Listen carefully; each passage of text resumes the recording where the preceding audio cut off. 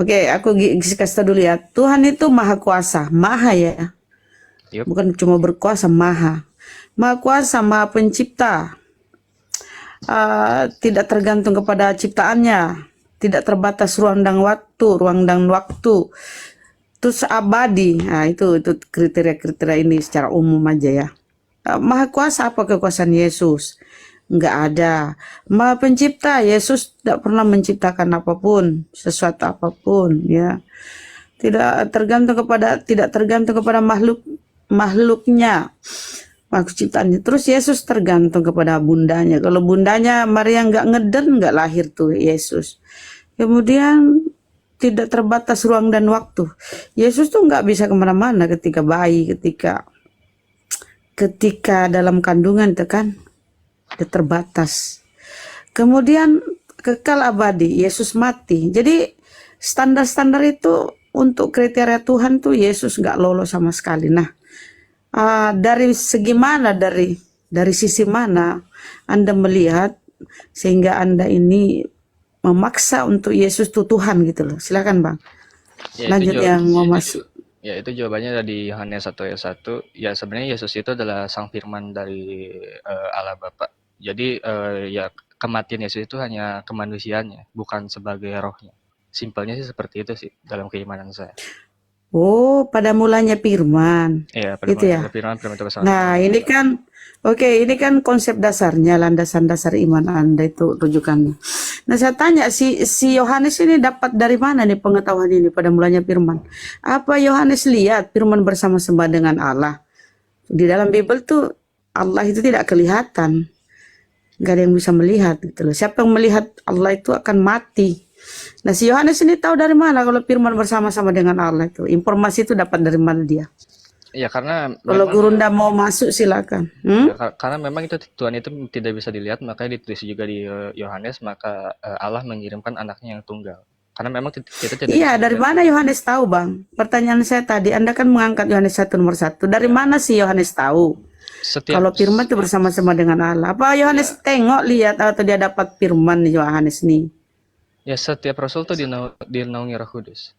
Silakan Gurunda kalau mau berdiskusi, masuk Bang Handi. Oke.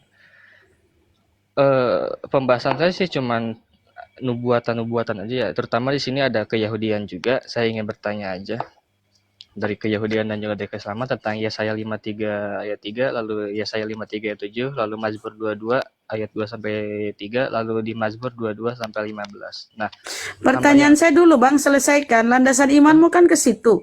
iya Saya udah sebut tadi. tadi tuh Udah kriteria, sebentar ya. Bang. Kriteria tadi tuh nggak satu pun lulus Yesus di situ kan. Tidak satu pun dia. Bahkan ketika Yesus lapar tuh menciptakan buah ara aja nggak bisa dia. Malah dia marah-marah ngutuk gitu. Artinya nggak ada daya upaya Yesus. Nggak lolos dia kriteria untuk Tuhan. Nah, kau bersandar pada Yohanes 1, pada mulanya firman. Yohanes ini loh, siapa ini Yohanes? Di Ada dalam di dalam data di Bible tuh ya, penutup surah Yohanes itu apa di situ tertulis? Dialah murid. Jadi artinya si penulis ini, Yohanes ini bukan murid Yesus langsung. Karena ada kata di situ, dialah murid. Bukan merujuk kepada akulah murid yang menulis semua ini, enggak. Jadi si Yohanes ini orang yang enggak jelas siapa. Terus itu yang kau imani pada mulanya firman-firman bersama-sama dengan. Dari mana si Yohanes dapat informasi ini? ya sebenarnya sih saya bisa mengutip banyak juga sih yang tentang kematiannya itu dari dalam Efesus dia kematian dia hanya dalam Jangan dulu kemanusiaannya kemana-mana, karena roh itu tidak bisa dulu, mati. Bang. Konsep dasar keimananmu kan itu pada mulanya firman.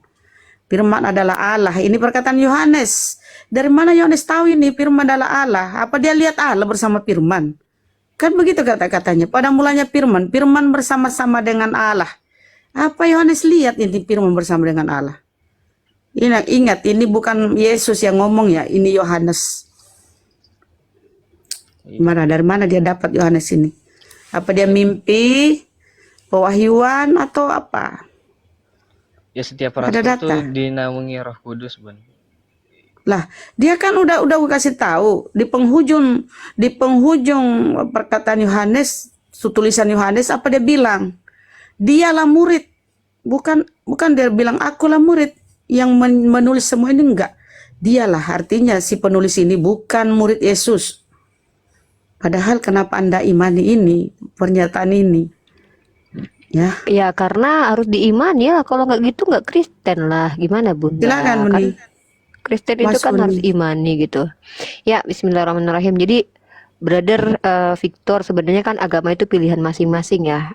Sebenarnya nggak masalah. Cuman karena kita beda dengan monyet, kita punya kognitif, kita punya hak untuk mencari tahu apakah yang kita imani ini benar, keimanan yang benar. Nah, kalau kita bicara tentang kebenaran, kebenaran itu adalah persesuaian antara apa yang diomongkan dengan realitasnya. Contoh, benar nggak sih Yesus itu Tuhan? Mari kita lihat definisi Tuhan apa sih? Definisi Tuhan itu kan pencipta yang tidak diciptakan. Nah, manusia ciptaan, sementara Yesus adalah manusia. Kan nggak mungkin, ini kan logical fallacy nih, bertentangan dengan logika.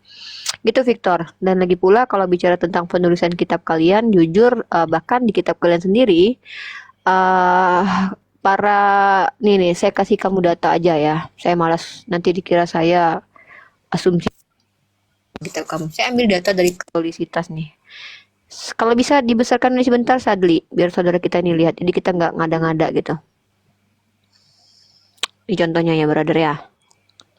Nah, kalau kecil pun nggak apa-apa. Nanti kamu lihat ya. Kamu lihat di sini nih. Ini Catholic Identity ya. Ini punyanya Katolik ya. Ya. Professional Development and Research ya. Kamu tahu nggak di sini? Siapa penulis gospel di sini? Who wrote the gospel and when? Siapa penulis gospel dan kapan penulisan itu? Ya. Terus kita lihat di sini, saya transitkan aja ya karena kita orang Indonesia. Kalau bisa digedein, gedein Sadli biar dibaca sama brother kita ini. Sadli bisa dibesarkan nih. Nah, coba ini bukan kami umat Islam, ini bukan websitenya umat Islam. Maaf kalau kecil, kamu bisa lihat nggak? Yang penting kamu kenal. Kamu bisa lihat. Bisa ya, Ya, Brother ya bisa, Victor? bisa, ya. Nah, coba Brother Victor lihat di sini nih. Nah, Matius ini bicara tentang penulisan Matius. Penulisan Injil yang menyandang nama Matius juga tidak diketahui secara pasti. Ya, itu satu. Lalu kita lihat Injil Lukas. Penulisan Injil menyandang nama Lukas juga tidak diketahui secara pasti. Yang ketiga, Yohanes. Penulisan Injil yang menyandang nama Yohanes masih menjadi misteri. Nih, lihat nggak ini? Masih menjadi misteri. Nah, ini datanya dari ini, Catholic Identity, Professional Development and Research. Ya, ini bukan Islam.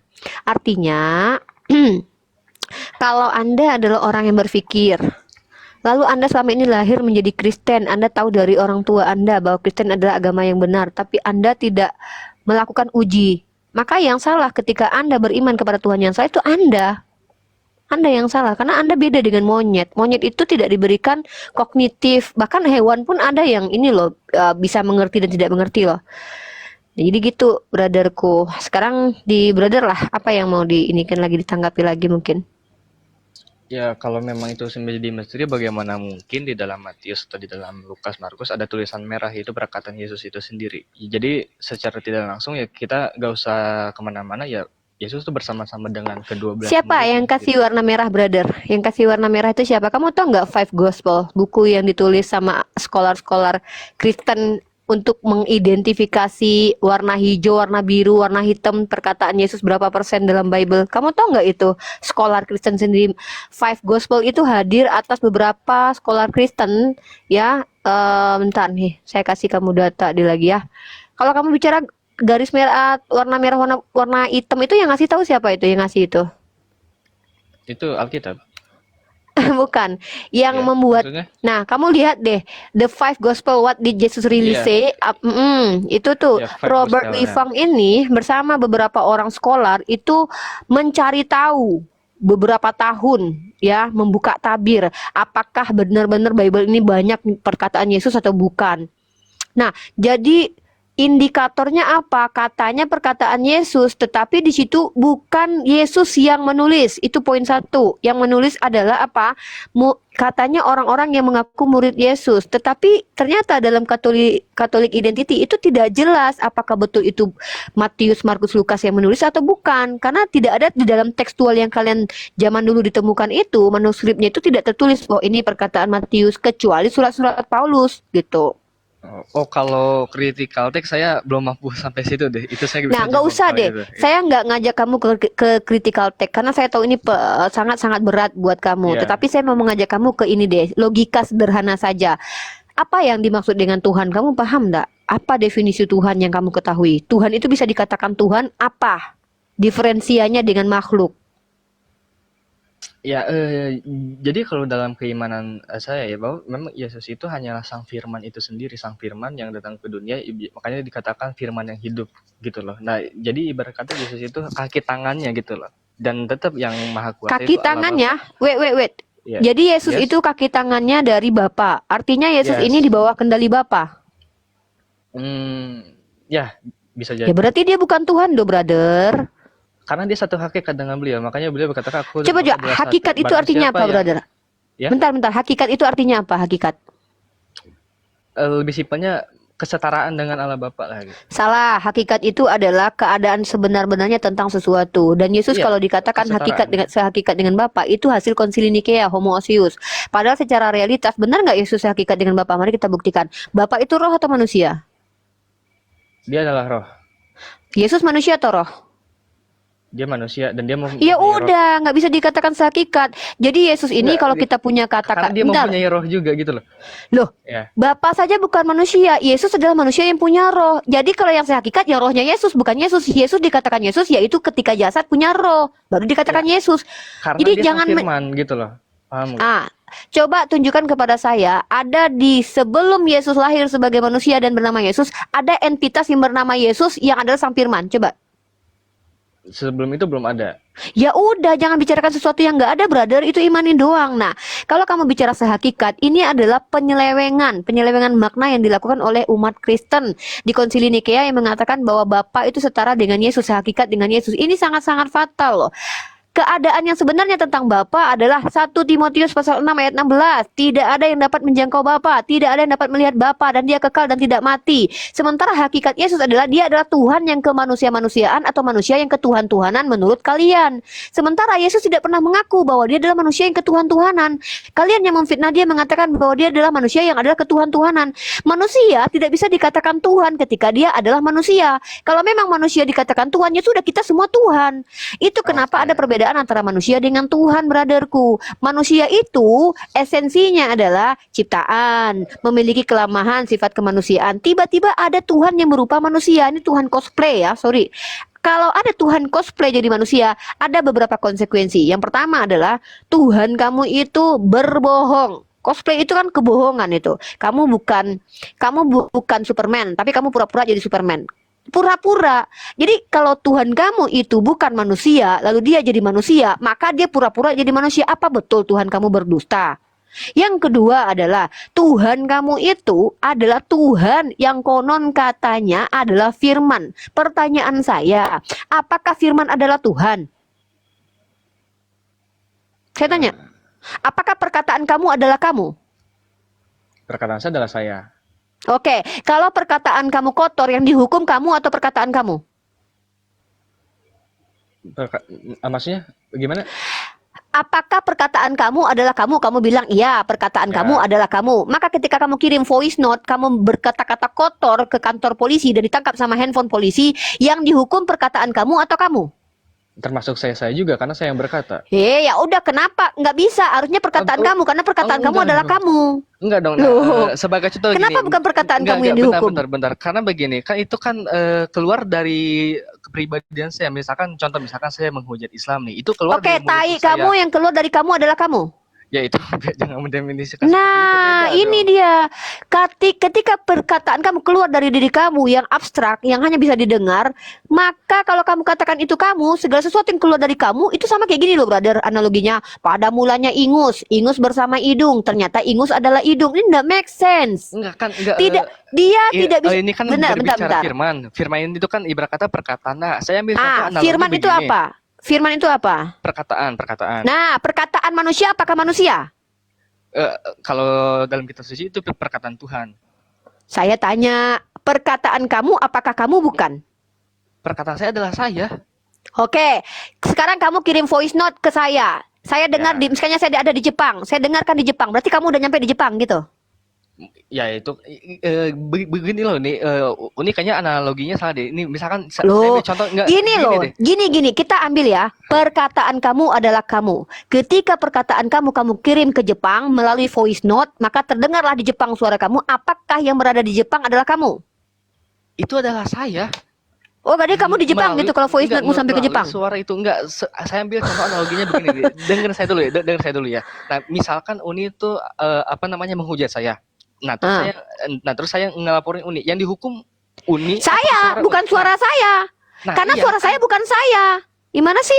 Itu adalah suara milik saya. Wajar saya yang dihukum. Tapi kalau suara saya adalah saya yang dihukum, jangan saya, tapi suara saya. Karena sama saja menghukum suara saya dengan menghukum saya. Suara saya aja hukum. Kan koplak kalau begitu. Nah, itu kan suara Uni sama Uni satu hakikat dengan Uni. Satu kan? hakikat gimana, brother? Kamu ngerti nggak hakikat inilah? Karena Nih. itu keluar dari Uni sendiri, paham nggak? Nah, sebagai contoh. Yaudah, tai saya keluar dari saya nggak? Tunggu, tai saya keluar dari saya nggak? Enggak begini deh. Saya ambil contoh gini. Misalkan ada yang menghujat Islam Ingus, kamu keluar dari kamu nggak? Kenapa mereka tetap dihukum dengan jiwa-jiwanya, dengan orang-orangnya? Padahal itu melalui perkataan dia doang. Karena makanya itu kenapa dikatakan kalau suara itu bukan si pemilik suara, karena yang dihukum ketika suara itu keluar bukan suaranya, tapi si pemilik suara. Kenapa? Karena suara itu bukan dia. Tapi kalau kamu bilang suara itu adalah pemilik suara, yang dihukum jangan si pemilik suara, si suaranya dihukum. Kenapa? Ya si suara itu adalah si pemilik suara. Hukum aja suaranya, kan bodoh termasuk gitu. Dia juga. Ya sekarang suaranya bentuknya apa sih? Brother, kaki kamu adalah kamu. Ini aneh loh. Nggak, saya tanya. Udah, kok aneh analogi saya? Kaki kamu adalah kamu. Ya, kaki saya adalah saya. Oke, ketika kaki kamu putus, kamu kecelakaan, nauzubillah min dzalik ya, dikubur kaki kamu. Yang dikubur kamu bukan? Itu itu sudah terpisah dari kaki gimana saya. Coba? Ya kalian selama ini yang mendikotomikan Tuhan. Kalian selama ini yang bikin Tuhan kayak Lego. Kalau itu kan analoginya itu kan masalah firman Tuhan. Sekarang saya tanya, apa itu arti dari kata-kata? Enggak, sekarang saya begini deh. Ini Al-Quran yang ditulis sekarang itu firman Tuhan atau bukan? Al-Quran. Oh, firman Tuhan. Al-Quran yang ditulis itu adalah mushaf Al-Quran. Itu artinya Al-Quran yang berbentuk kitab, yang mana kertasnya ciptaan, yang mana tintanya ciptaan, yang mana lembaran-lembarannya ciptaan Allah, ditulis manusia. Buku itu Allah atau bukan buku itu? Ya bukan. Karena bukan dong. Masa buku itu Allah, gimana sih brother? Katanya itu firman Tuhan, gimana? Ayo. Loh, yang bilang firman Tuhan adalah Tuhan kan kamu. Saya membantah firman Tuhan adalah Tuhan. Karena ketika firman Tuhan terjewantahkan dalam kitab suci, kitab suci itu bukan Tuhan. Ini kamu kok mengkritisi argumenmu sendiri, brother? Ini blunder loh, brother. Kamu yang percaya bahwa firman Tuhan adalah Tuhan, bukan saya. Ya mungkin ini dalam perspektif iman lah, ini perspektif iman ya mungkin kita beda. Kalau bagi saya, ketika firman itu turun ke dunia, dia adalah Tuhan itu sendiri. Makanya dia di dalam Efesus saya terima. Ya. Saya terima ya. Ini saya terima, tapi saya mau lanjut diskusi. Ya. Oke, saya ikuti mau kamu bahwa firman Tuhan yang menjelma itu adalah Tuhan itu sendiri, betul? Ya, dia yang mati di tiang salib berarti Tuhan kamu, pencipta alam ini yang mati di tiang salib berarti ya. Itu makanya inilah kenapa kalian selalu bertengkar dengan otak kalian sendiri. Kalian selalu membantah argumen kalian yang pertama dengan argumen kedua. Argumen pertama mengatakan firman itu adalah Tuhan itu sendiri. Ketika kami tanyakan kepada kalian yang mati di tiang salib itu yang Tuhan kalian itu sendiri siapa? Itu kemanusiaannya. Makanya aku bilang Tuhan kalian itu adalah Tuhan yang kemanusia-manusiaan atau manusia yang ketuhan-tuhanan. Dia nggak bisa dikatakan 100% Tuhan, tidak bisa dikatakan manusia. Enggak begini, misalkan Uni itu meninggal, kan yang meninggal itu jasadnya Uni, roh Uni itu masih ada kan.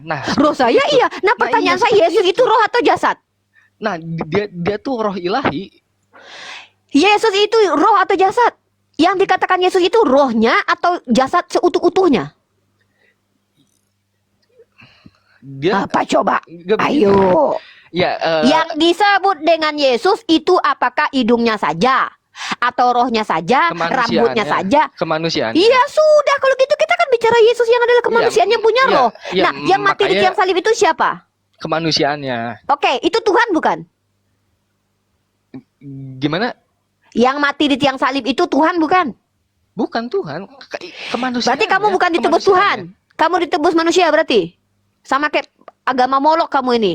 Ditebus sama manusia nih. Bukan ditebus Tuhan nih. Nah, 3 argumen ini kamu ketiga-tiganya kontradiksi. 3 yang pertama adalah pernyataan kamu bahwa firman yang jadi manusia ini adalah Tuhan juga karena adalah firman Tuhan, karena firman adalah Tuhan juga. Oke. Ketika firman yang adalah Tuhan ini mati di tiang salib, apakah itu Tuhan? Bukan, kemanusiaannya. Oke, saya terima lagi. Maka kamu ditebus manusia ya, Dek? Oh, bukan, ditebus Tuhan. Udah, Dek, kamu duduk di kaca, kamu ngomong sendiri, berantem sama dirimu sendiri. Pertama, akalmu dengan dirimu sendiri itu udah bertentangan.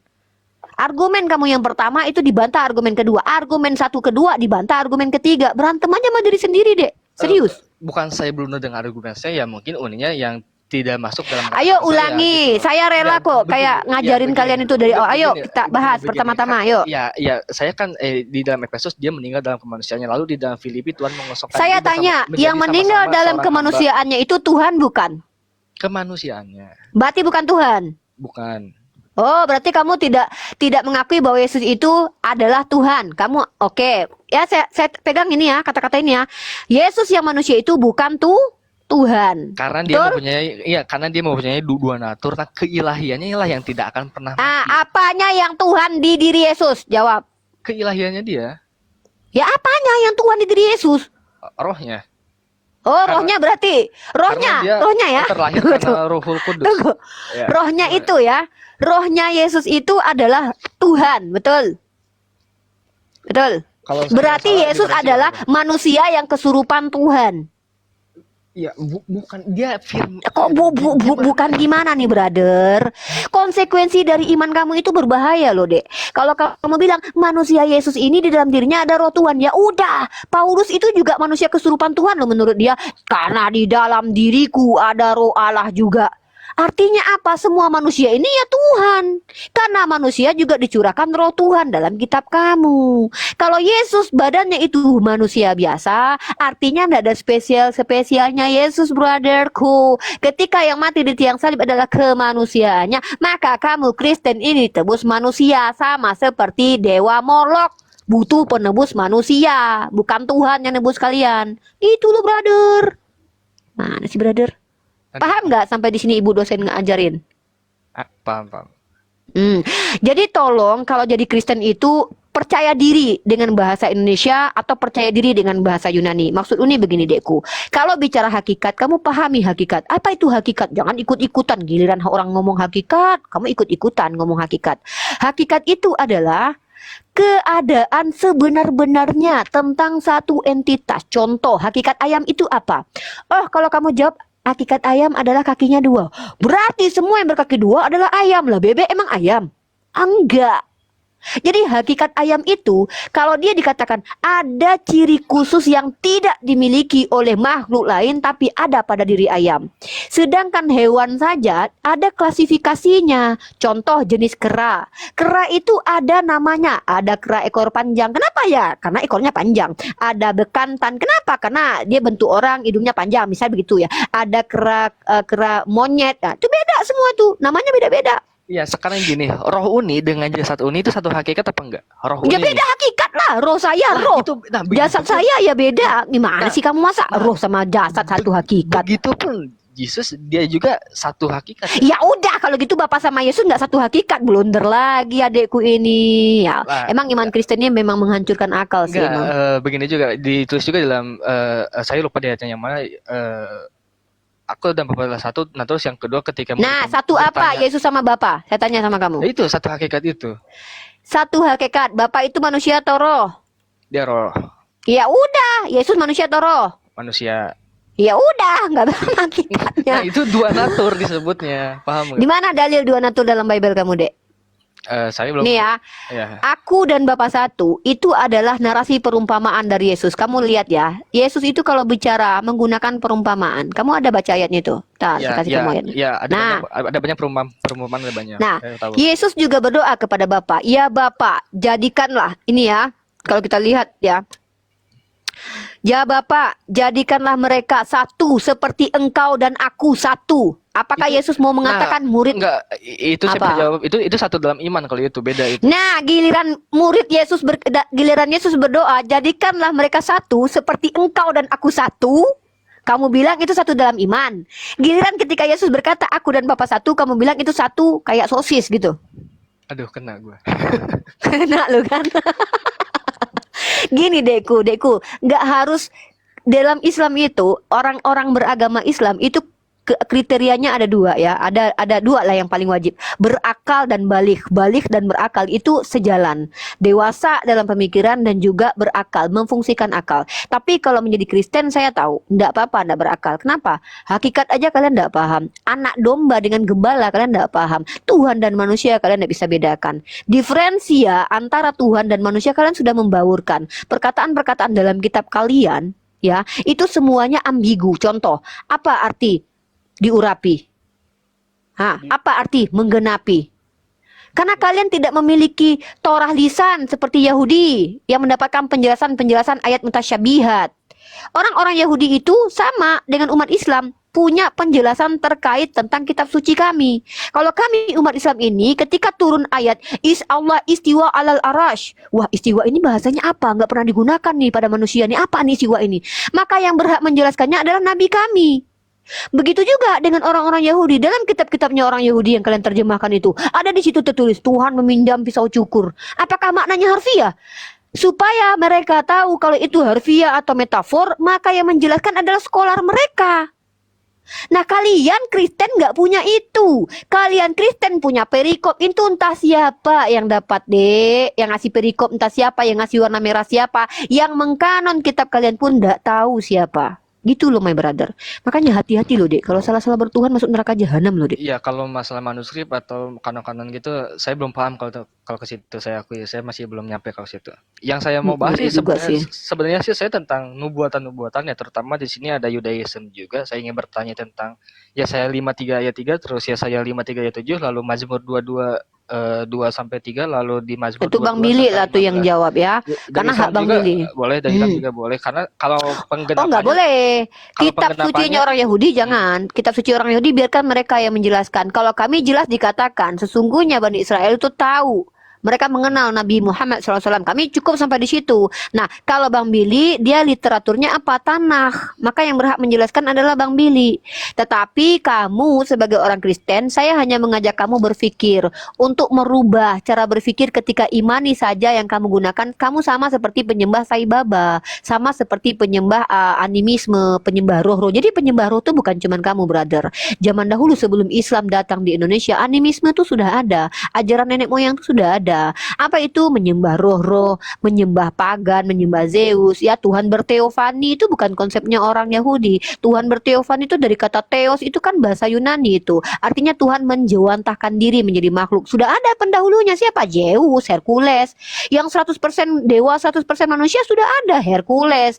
Dia adalah anak perempuan dari manusia tapi bapaknya Tuhan. Hercules punya kekuatan dewa. Makanya saya katakan, kalau dalam KBBI ada istilah yang tepat. Makhluk yang tidak nampak, tadinya transenden, tidak terlihat, lalu kemudian menjadi imanen, terlihat. Itu siluman namanya, Dek. Jadi kalau ada manusia, dari firman jadi manusia dikatakan Tuhan, itu salah secara bahasa. Karena yang namanya Tuhan itu, menurut kitab kamu, 1 Timotius 6 ayat 16, kitab-kitab perjanjian lama, Tuhan itu tidak nampak, tidak terlihat, karena tidak ada yang sanggup melihat Tuhan, dapat hidup. Lalu ketika tiba-tiba ada manusia yang mengatakan, ada yang datang manusia lalu dikatakan itu Tuhan, ya kan, sama manusia lain, dan dia tidak pernah mengaku itu Tuhan. Pertama ya, si yang dituhankan tidak pernah ngaku dia Tuhan. Yang kedua, kriteria dia pun tidak cocok sebagai definisi Tuhan. Karena dia kalau boleh dikatakan, oke lah kita terima. Dia adalah manusia yang ketuhan-tuhanan menurut kalian. Atau Tuhan yang kemanusia-manusiaan. Atau manusia yang kesurupan Tuhan. Itu yang cocok kata-katanya. Tapi kalian kan tidak mau terima kata-kata itu. Kalian maunya Yesus dikatakan Tuhan. Padahal Yesus tidak pernah. Kalau Tuhan Kurios, oke lah. Kurios itu bukan cuma Yesus. Kamu lihat dalam kitab kamu itu. Pemilik keledai yang dipakai oleh Yesus, yang dipinjam oleh Yesus, itu pun Kurios dipanggilnya. Apakah dia Tuhan? Ya Tuhan. Karena kata Tuhan dalam kitab kamu itu maknanya itu diambil dari apa? Kata Kurios, Kuri. Oke. Sayyid kalau bahasa Arabnya itu. Iya, oke. Kita Gitu. ke topik ini ya yang saya emang pengen saya bawa gitu. Apa? Ya ini saya baca, Yesaya 5:33, ia dihina dan dihindari seorang orang yang penuh kesengsaraan. Lalu Yesaya 5:3 ayat 7, dia Satu-satu dulu biar Bang Billy jawab. Yesaya 5. Yesaya 5:3 ayat 3. Ini yang dihina ini siapa? Kalau Nah. kalau penggenapannya saya bisa buktiin satu-satu. Yesaya 55 ya. Itu jangan cocok lagi biar Bang Billy. Bang Billy silakan Bang Billy. Haknya Bang 53 Billy ayat itu. 3, 53 ayat 3. 53 ayat 3. Bang Billy. Bang Bil. Ya, untuk memahami Yesaya 53 harus memahami Yesaya 52 dulu. Karena aslinya kalau kita lihat penemuan kitab Yesaya di Qumran, ya naskah Laut Mati, itu nggak ada penomoran. Jadi itu semua menjadi satu bahasan sebenarnya. Siapa ada hambaku yang menderita di dalam seluruh kitab Yesaya. Kita lihat di dalam Yesaya 53 ayat 3 ya, kita lihat bagaimana Rashi berkomentar soal itu ya. Despised and rejected by men, dia dihina dan ditolak orang.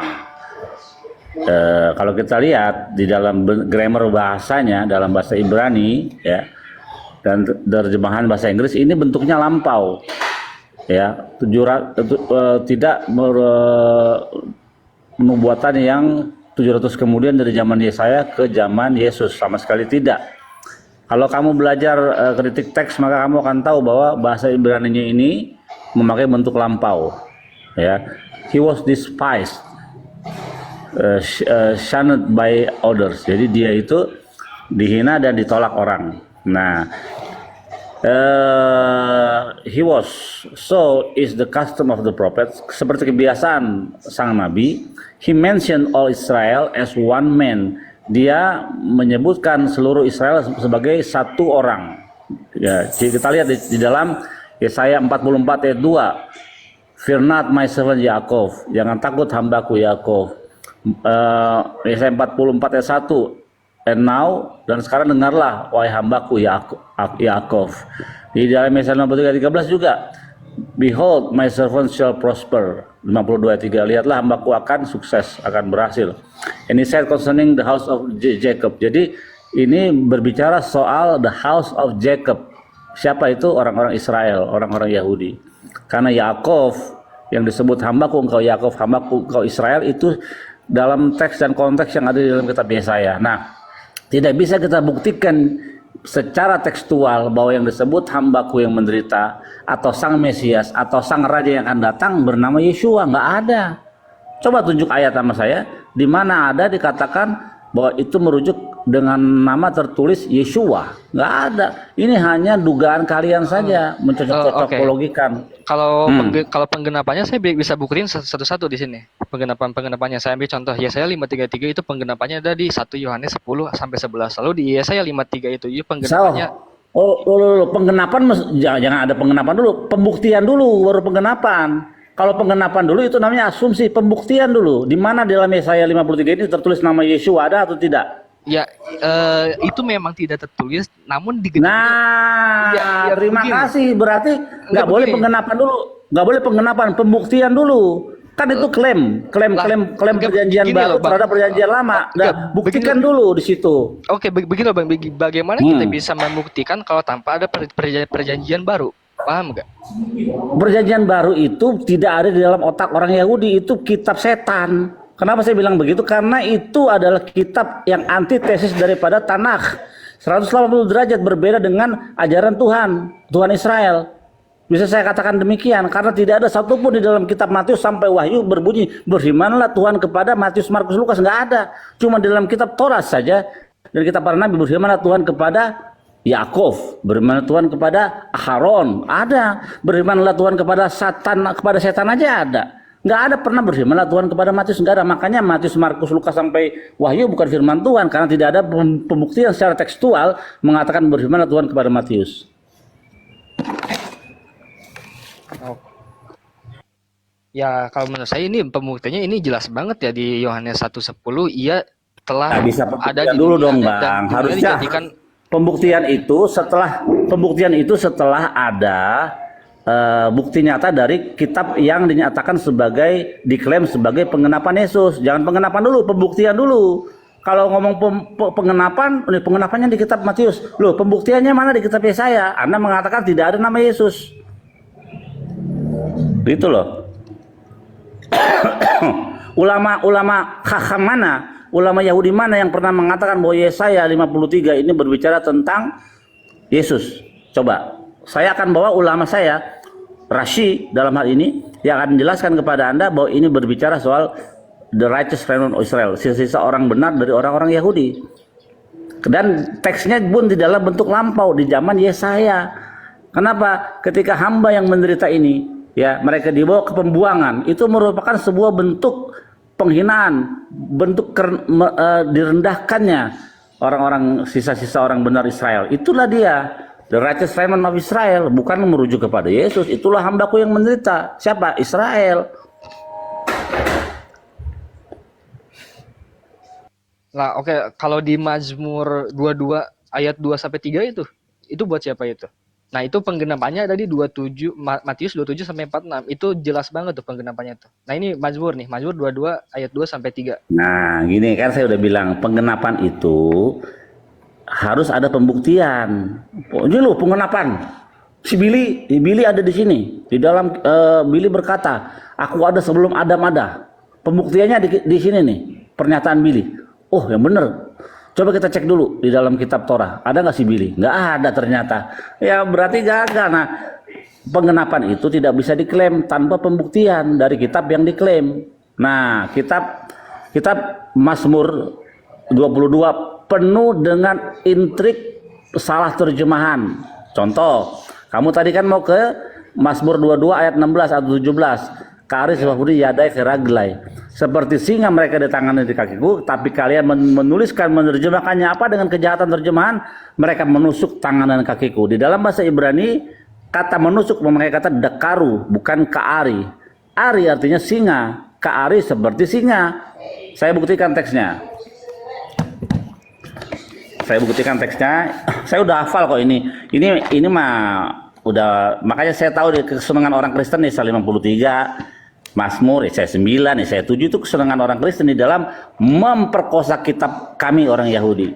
Kalian menggambarkan Yesus di dalam kitab kami. Begitu saya tanya, ada nggak di dalam seluruh kitab Tanakh, kitab orang Yahudi, ada nama Yesus tertulis sebagai raja? Tidak ada. Ya sudah.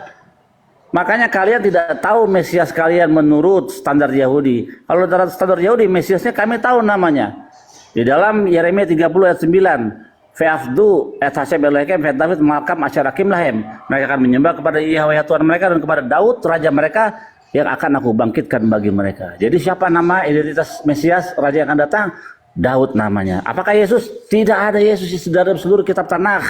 Tapi kalian menduga, mengira, menimang-nimang, ya, itu adalah ditujukan kepada Yesus secara terbukti tekstual dan konteks serta ulama-ulama Yahudi yang mempelajari Tanakh. Tidak ada Yesus di dalam pemahaman kami Yahudi. Oke, itu sama aja saya bertanya kepada Bang Billy, Yahudi sampai sekarang kan masih menunggu Mesias yang akan datang kan?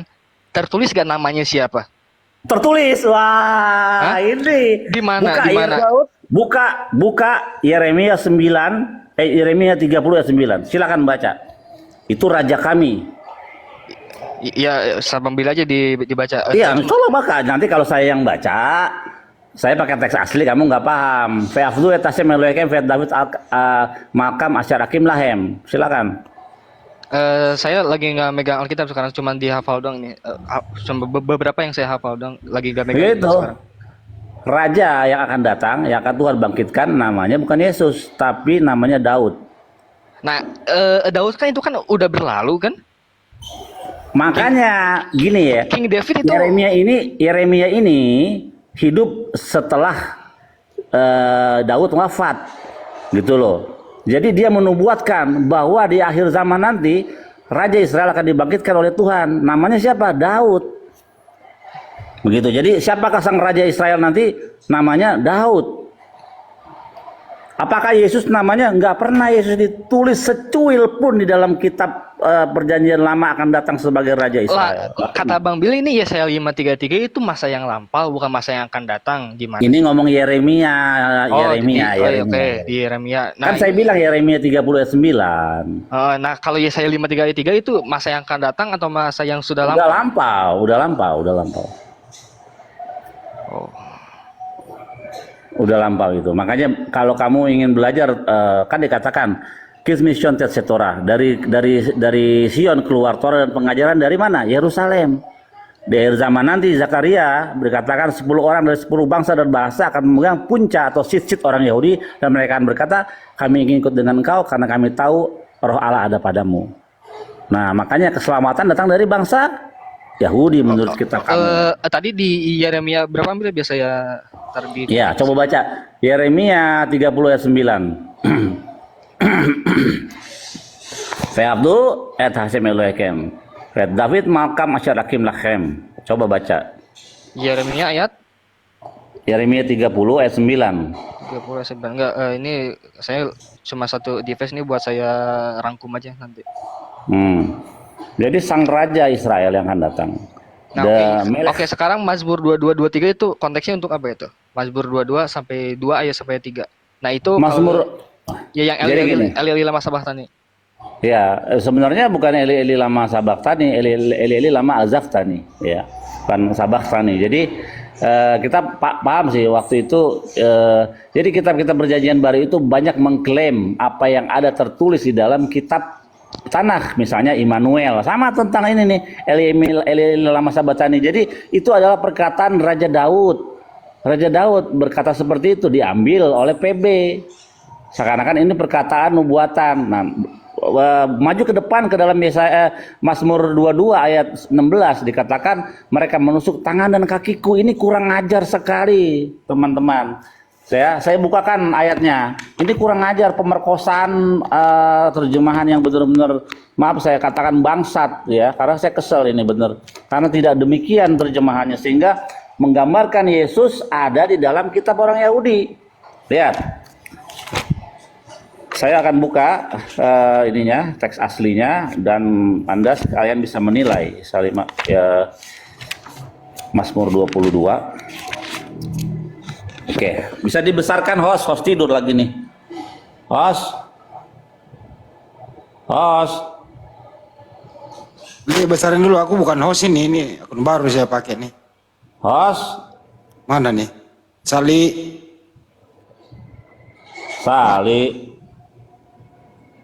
Jauh kalanya tuh. Oke. Di sini berkata ya, ayat 17 di sini, di ayat Kristen ayat 16, Yesaya 22 ayat 16. For dogs have surrounded me.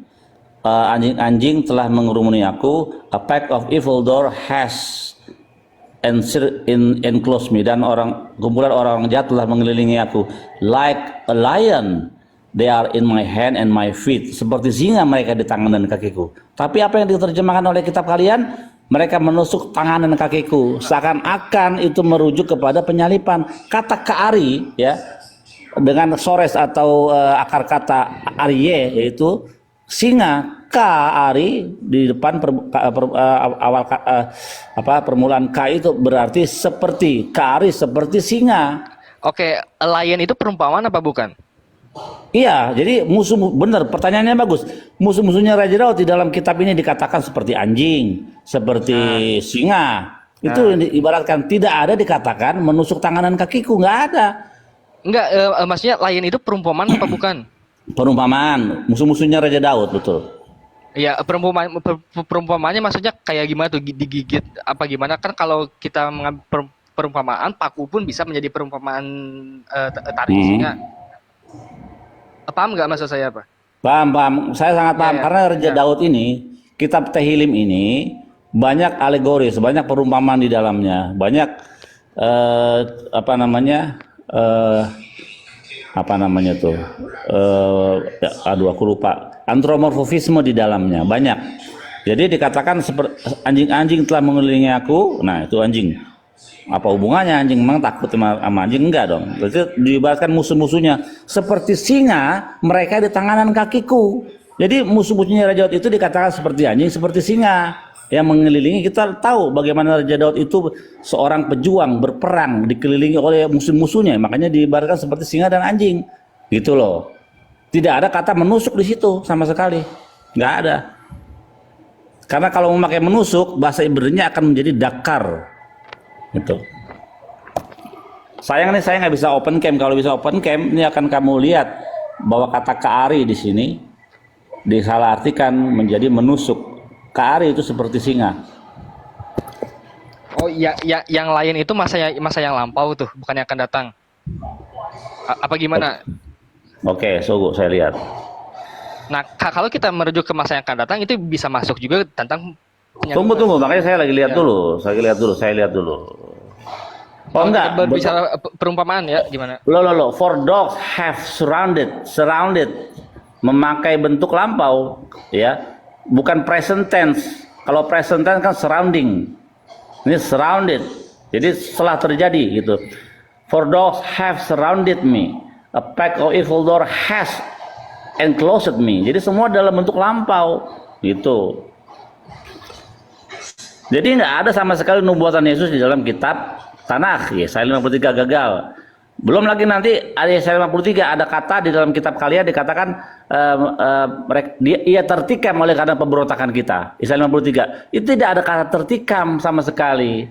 Nanti ada lagi kata asir di dalam Yesaya 53 juga. Dalam matinya ia bersama penjahat-penjahat dan di dalam kuburnya dia bersama orang-orang jahat. Padahal di situ ada kata asir yaitu orang kaya.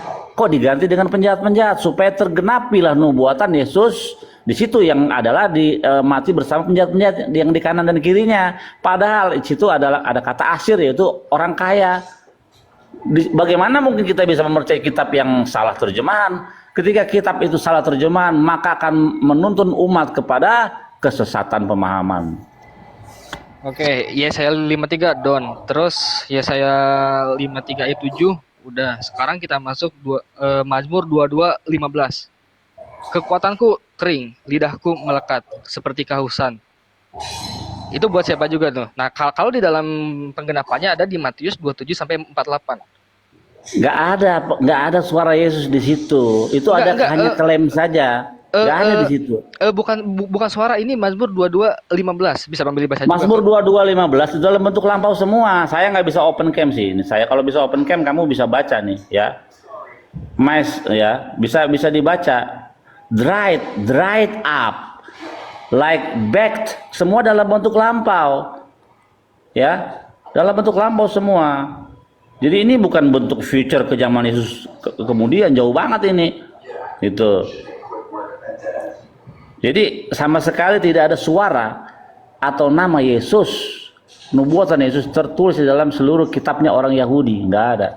Karena kalau ada, pasti orang Yahudi akan percaya Yesus sebagai Tuhan, sebagai Mesias atau sebagai imam.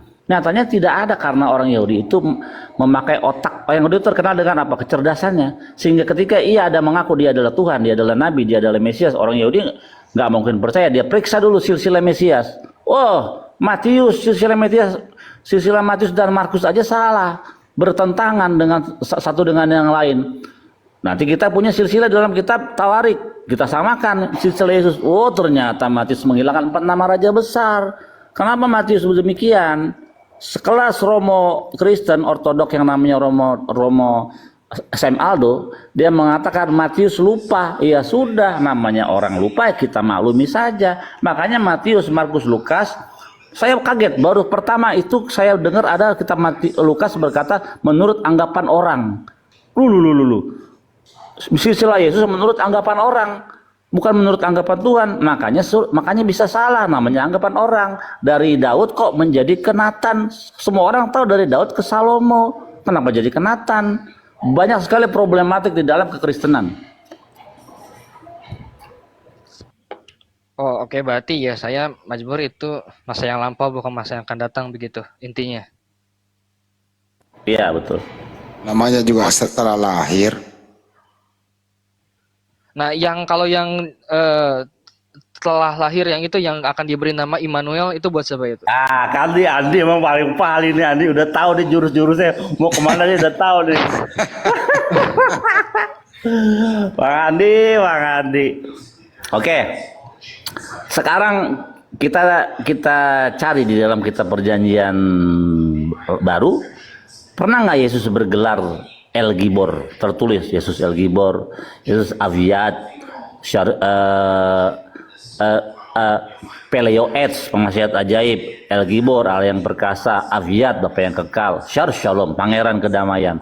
Apakah 4 gelar ini pernah disebutkan kepada Yesus? Tidak pernah ada. Yesus tidak pernah disebut pangeran kedamaian. Karena Raja Damai itu bukan bunyinya Syar Shalom, tapi Melek Shalom harusnya. Karena raja itu Melek. Kalau pangeran itu Syar Shalom artinya pangeran kedamaian. Kita cari di dalam Perjanjian Baru, gelar-gelar 4 itu pernah nggak disematkan kepada Yesus? Tidak pernah. Tapi di dalam kitab Yesaya yang disebut El Gibor itu siapa? Hashem, Hakadosh Baruch, Tuhannya Yesus, pencipta langit dan bumi. Itulah yang disebut yang disebut El Gibor, salah satu nama Tuhan dari 72 nama Tuhan. Nah, jadi di situ seorang anak telah lahir, sudah lahir, tidak menunggu 700 tahun kemudian. Namanya sudah lahir. Jadi tidak sama sekali menyentuh kepada nubuatan Yesus. Lanjut Bang Andi. Udah sih gitu aja, saya udah habis data soalnya. Ya, saran saya untuk saudara Kristen ini, belilah kitab yang asli, kitab Tanakh Yahudi, untuk mempelajari, menyelidiki kebenaran Yesus itu Tuhan, Mesias, Imam, atau Nabi. Itu di mana? Jadi, di Talmud apa di Tanakh itu? Tanakh semua. Nanti kamu lihat ya, tadi Yeremia 30 ayat 9, Kristen nggak bisa ngomong soal ini. Sudah berapa kali saya debat dengan Kristen bahwa Yesus itu akan datang sebagai raja, tidak pernah dinubuatkan dalam kitab Tanakh. Tapi dikatakan Fe'abdu etasameloekem, Fe'ed David maka masyarakim lahem. Mereka akan menyembah kepada YHWH itu dalam bentuk future, dan Daud raja mereka asyarakim lahem yang akan aku bangkitkan bagi mereka. Jadi identitas sang Mesias, sang raja Mesias Yahudi namanya Daud, bukan Yesus. Cari beli Tanakh kitab Yahudi, belajar firman Tuhan dari bahasa aslinya, maka semua selubung yang selama ini tertutup di otak kalian itu akan terbuka bahwa Yesus itu bukanlah apa-apa. Lanjut.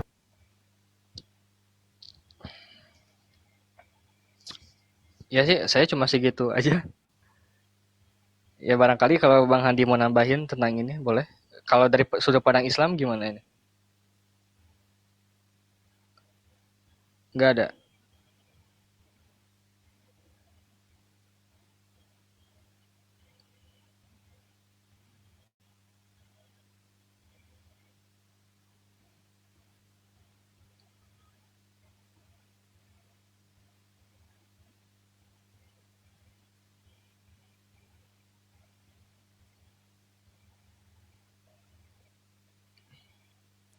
P. Bang Victor gereja di mana? Saya di Bekasi. Apa? Tergabung di dalam apa? Karismatik ke apa? Katolik ya, Katolik. Oh, ya Katolik ya betul. Oke. Jadi kalau Katolik itu memang jarang kita temukan kegiatan untuk mengkristenisasi ya, jarang kalau Katolik. Ya teman-temannya aja nih yang Protestan dan sebagainya. Peraistar, waduh Peraistar.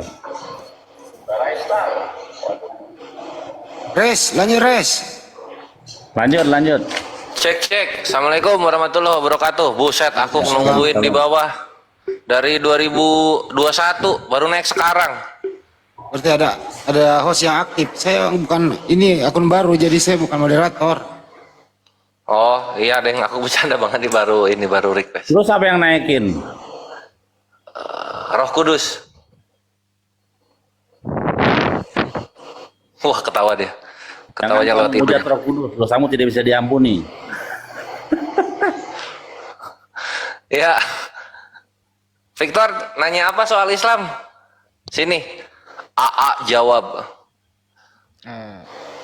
Udah sih tadi sama nanya tentang nubuatan aja sih. Itu masuknya sama Yahudi sih sebenarnya. bukan Islam. Oh ya udahlah kalau gitu.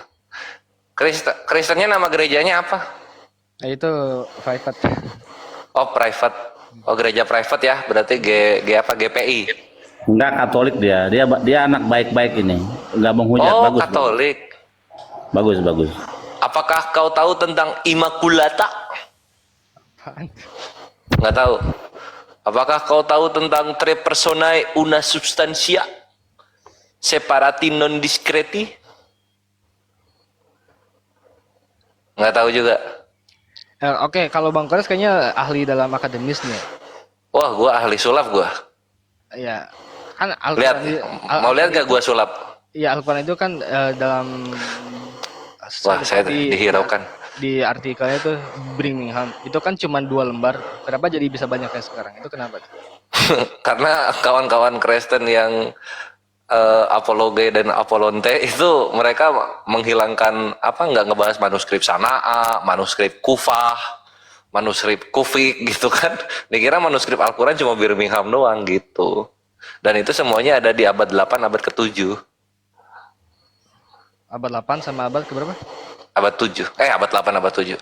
Iya benar, abad 7, abad 8 benar. Lah, bukannya Nabi Muhammad tuh ada di abad ke-7 Islam itu? Gimana? Iya. Lah, abad 8 kan orang-orang muslim udah punya Al-Quran yang dikitabkan. Nah, itu udah ada juga perkamen-perkamennya. Nah, mereka tuh menyembunyikan itu dari kawan-kawan Kristen yang awam gitu. Nah, nanti ketika kawan Kristen yang awam naik, Birmingham cuma 2 lembar gitu-gitu kan. Nanti kita tunjukin, lah terus ini manuskrip Kufi gimana? Gitu. Ini manuskrip Sanaa gimana? Gitu. Ada berapa manuskrip BDW? Oh banyak lah, ada Pertanyaan berapa yang ya? sama bro, pertanyaan yang sama. Ini manuskrip Yohanes cuma segini kok bisa jadi 21 pasal itu gimana ceritanya? Oh, itu saya gak bisa jawab itu. Waduh. Itu kodeks apa itu? Kodeks Vatikanus, Alexandrus atau Sinaiticus? Ini bukan kodek ini papirus, Bang Bil. Papirus, Kalau kodek dia papirus. sekitab-kitab. Papirus apa? Yohanes Papirus cuma mana? ini segini. Itu Nggak ada P52 papirus itu. lain. Itu P52. Manuskrip paling awal dari Yohanes. Cuma segini doang, kok bisa jadi 21 pasal? Gimana ceritanya coba? Kalau itu saya kurang tahu kali itu.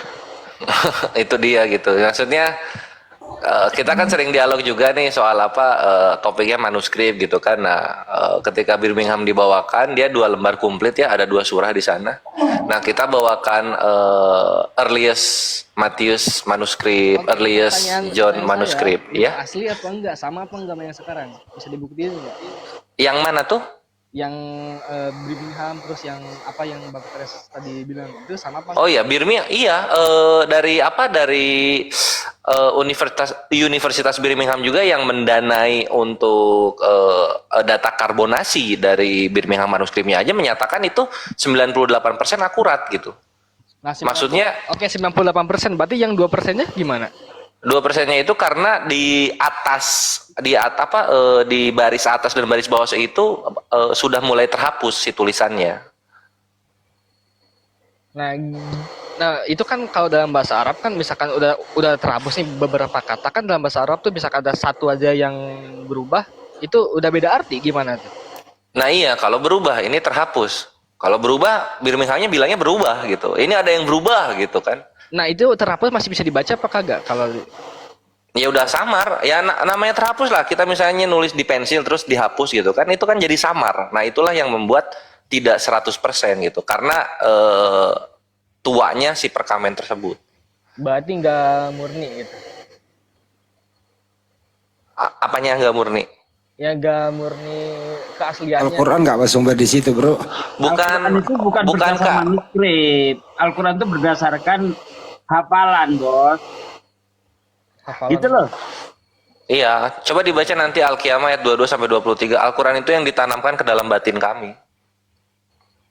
Oh. Makanya kan klaim Islam itu, ayo Kristen dan Islam kita bakar-bakaran kitab nih. Nah, bakar semua kitab, terus kita lihat minggu depan yang kitabnya ada lagi siapa gitu. Salah satu contoh nih ya, saya kasih contoh kasus ya. Ketika Utsman ya membukukan kembali karena pada waktu itu, aduh berisik banget sih Bang Kores. Karena pada waktu itu tercampur dengan tulisan-tulisan atau catatan-catatan kaki gitu kan. Dan adanya juga bacaan-bacaan yang tidak sesuai dengan bahasa Quraisy, maka Al-Quran itu kan dibakar. Nah, Utsman itu menulis kembali untuk mengoreksi Al-Quran yang baru saja dibuat oleh Utsman itu bukan berdasarkan tulisan, tapi berdasarkan hafalan para sahabat. Para sahabat dikumpulkan untuk ngecek tulisan yang dibuat oleh Utsman. Itu menunjukkan bahwa Al-Quran itu bukan berdasarkan manuskrip, tetapi berdasarkan hafalan para sahabat. Begitu, Bos. Oke, saya juga pernah baca di salah satu kisah atau di salah satu hadis ya, ada kan hadis itu ada sahih, ada yang ada valid, ada yang nggak valid ya. Saya kurang paham juga. Katanya itu penghafal Al-Quran tuh udah pada syahid gitu ya, udah pada meninggal. Karena apa? Iya, tapi kan tidak semua. Makanya itu kan terjadi pada waktu Khalifah Abu Bakar ya, karena adanya habis-habis yang meninggal gitu. Nah ini dikhawatirkan Al-Quran itu dikhawatirkan hilang karena banyak hafiz yang meninggal begitu. Makanya Umar bin Khattab mengusulkan kepada Abu Bakar untuk menuliskan Al-Quran. Begitu, Bos. Tapi hafiz itu tidak mati semua, masih banyak. Umar bin Khattab hafal Quran, Abu Bakar hafal Quran, sahabat-sahabat hafal Quran semua. Nggak ada masalah itu. Oh, nggak semuanya hafiz itu meninggal gitu. Oh tidak. Lagi ada semua hafiz meninggal. Mana? Lu pernah lihat emang misalnya nih ya, misalnya lu sekolah ini pernah SMA? Iya lah. Nah, angkatan berapa? Angkatan tahun berapa?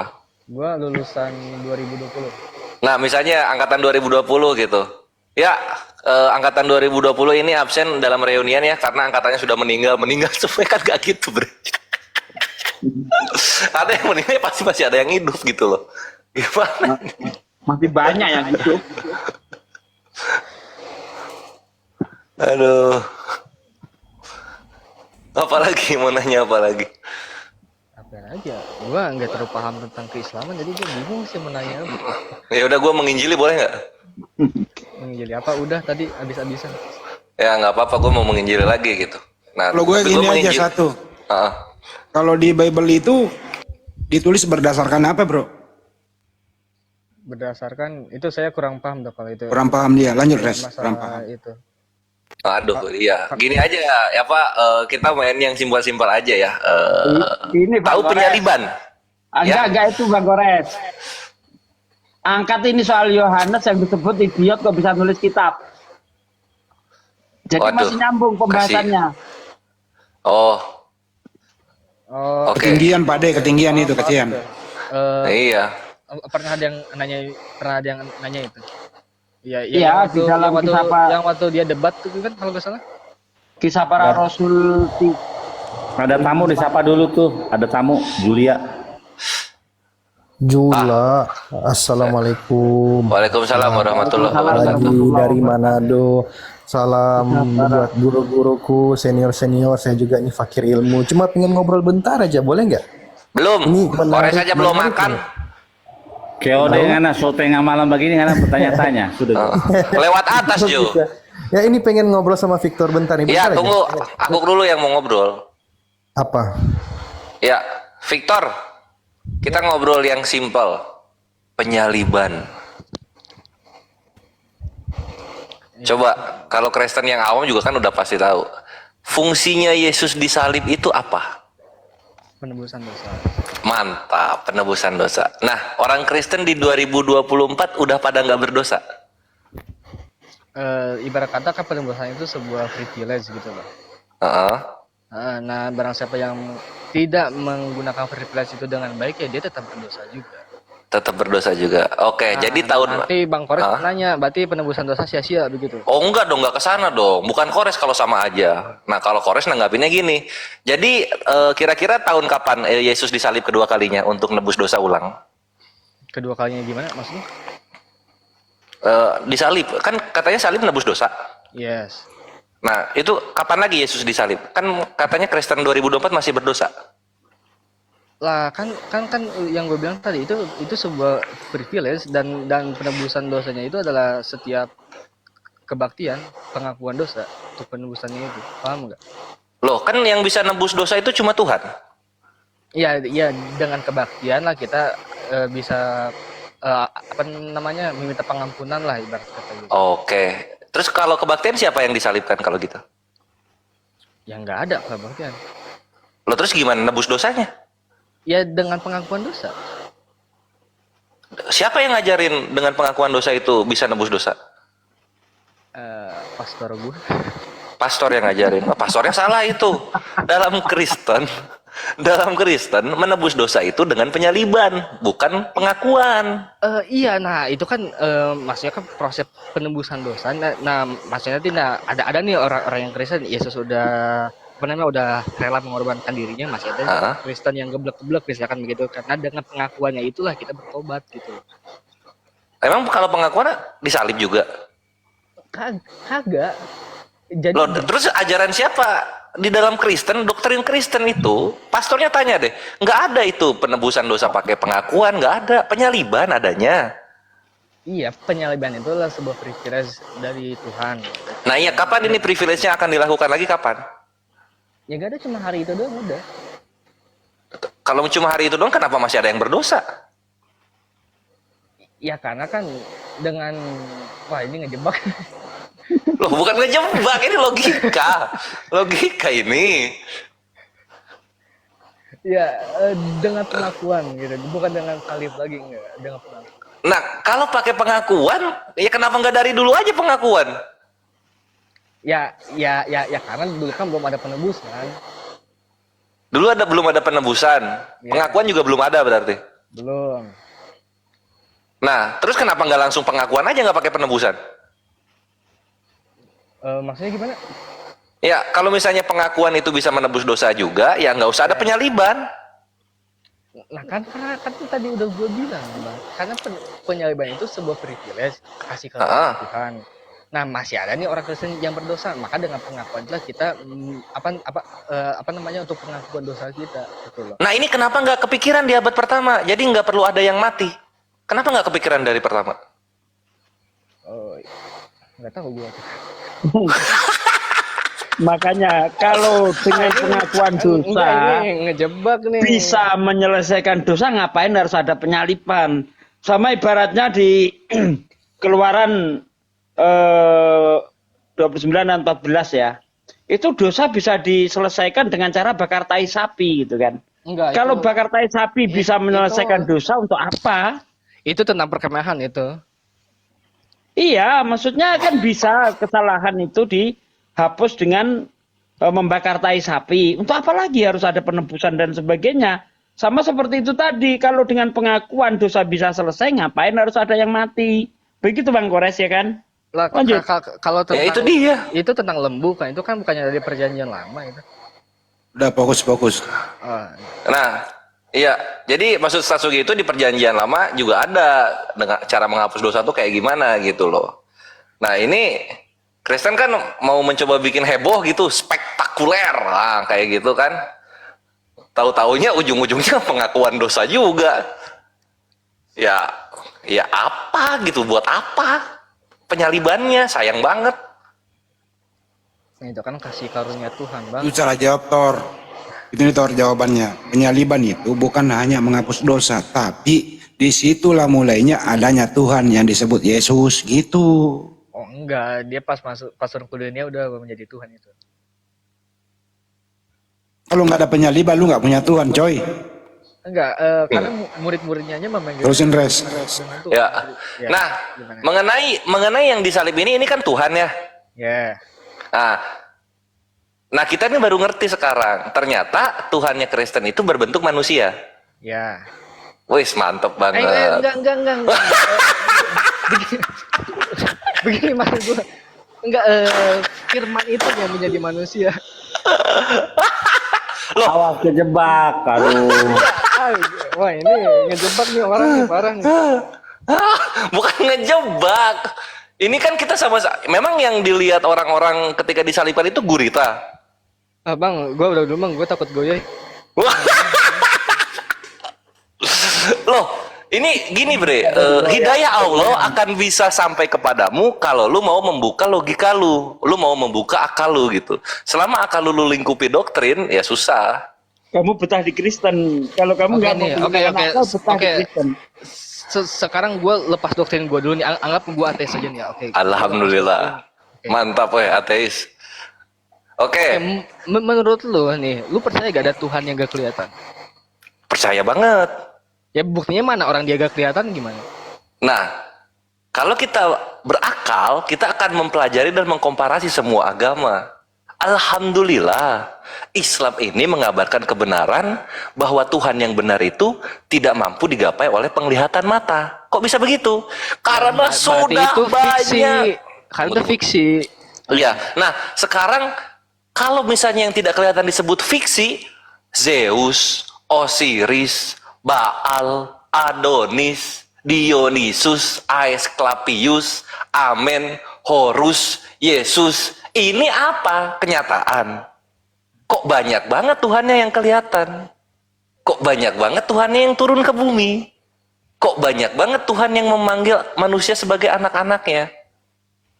Dari 6 agama di Indonesia, my brethren, cuma Islam yang Tuhannya tidak ada bentuk fotonya, bentuk patungnya, bentuk berhalanya, dan bentuk binatang.